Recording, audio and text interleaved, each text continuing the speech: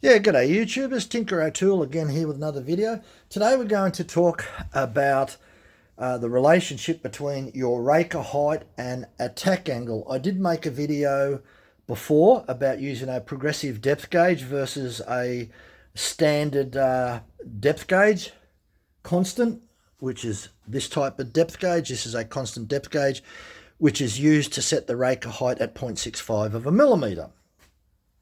And when I spoke about the progressive depth gauge, which is this type here, which was invented by Raker in the early 60s, at a brand new chain out of the box, you'll have a raker height of approximately 0.65 millimetres. Using the progressive depth gauge, by the time you get down to the end of the life, which is down to here, you'll have a depth of about 1.2 millimetres. Anyway, the person said, wow, that's double. Does that mean that it cuts twice as efficient? The answer is no. Even though that you have increased that amount from 0.65 to 1.2 by the time you get to the end of the life, your attack angle is maintained on a progressive depth gauge, whereas on a constant depth gauge, the attack angle will diminish. An attack angle... Perfect attack angle is around about that 6.3 degrees. So what is an attack angle and why is it so important in chainsaws? It's important in a lot of things. Even on a hand plane, the attack angle means that the actual blade in the plane is about 25 degrees, and that's the angle that the blade attacks the wood. On a chainsaw chain, the attack angle is the angle between the raker, the top of the raker, and the top of the tooth. Out of the box, you've got about 5 degrees.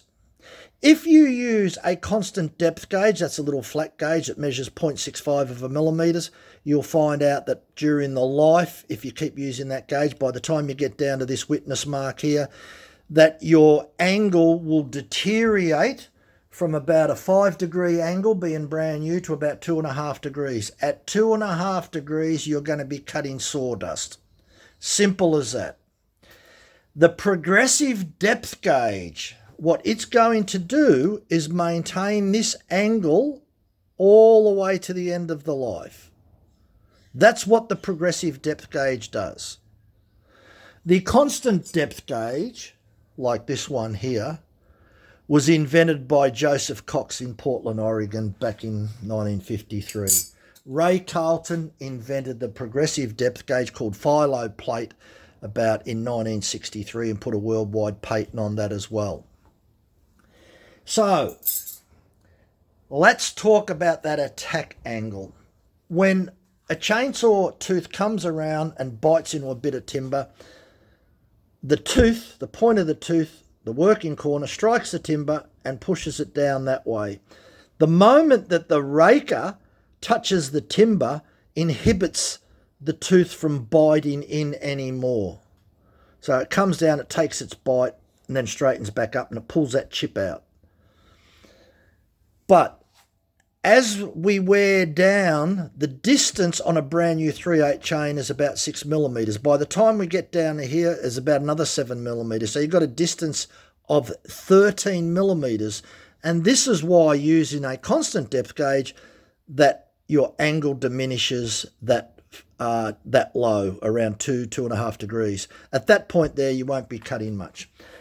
Let's exaggerate that even more. Let's imagine that the tooth is double the length out here. Can you imagine the angle? It'll be almost sitting flat. So therefore, you'll find out that the tooth would be skating over the top. Because if you look at the leverage out here, this will just move. This will move 0.65 of a millimetre. This will barely move.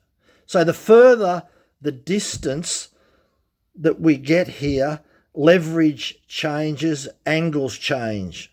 You can't maintain that same angle unless you've got a progressive depth gauge like this one here.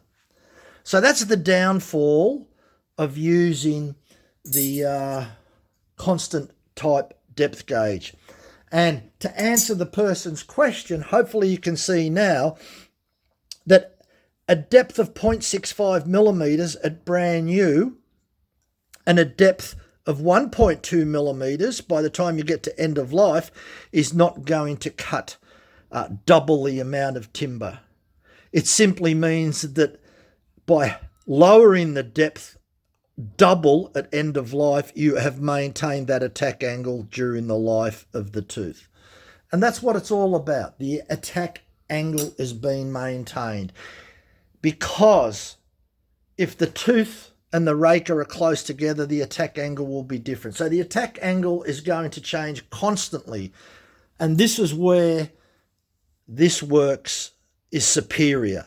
So this type of depth gauge is much more superior. And as I said, out of the box, a chain out of the box, I've measured it before, is around the 5 mark.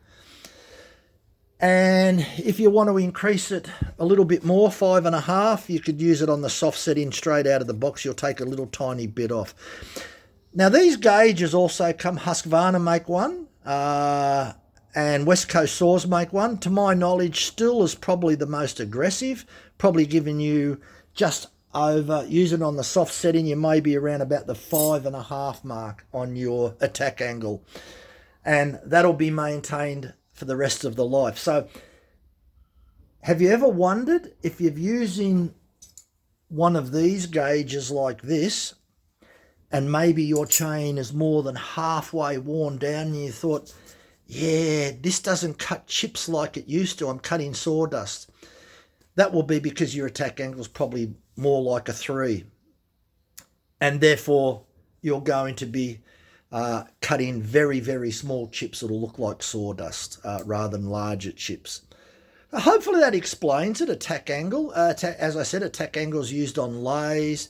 And also attack angle when we're dressing or we're using a grinder. So when we're using a chainsaw grinder, we set this angle on here, which is the top plate angle. And this top plate angle on here, which is generally 30 degrees, so that is an attack angle. So that angle is set at 30 degrees to attack the timber. Also, we've got this angle that comes down from the grinding wheel, so that's the head angle there, that's the angle there, which is a 60-degree angle. So that's an attack angle as well. So we've got 3 attack angles. You've got the top plate angle at 30 degrees, the top plate cutting angle, which is the beveled edge that's on the 30-degree angle, and you've got the angle of the raker to the top of the tooth, which is another attack angle. So there are your 3 different attack angles, and hopefully that explains it, and hopefully that explains the rocking motion as well. And if there's any other questions, or please put them in the comments and we'll try and answer them. Thanks for watching. Bye for now.